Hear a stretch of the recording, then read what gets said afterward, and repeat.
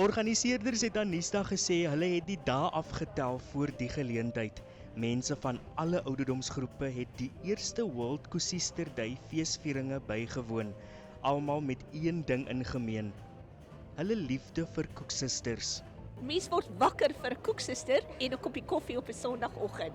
Hierdie tradisie kom al vir jare saam en dit is vir ons 'n wonderlike eer om hier vandag te wees. I think it's really exciting to be part of a celebration of any culture is always a bonus, so I'm delighted to be here. Soetande het van heinde en verre gekom om die geleentheid by te woon.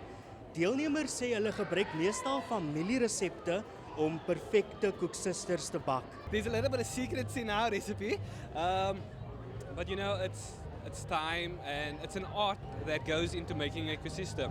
So if you have a look at all of these koesisters, it's all everyone's art. The winning number is number 6. Die uiteindelike wenner, Aisha Moos, het nie eers geweet haar kinders het vir haar ingeskryf nie.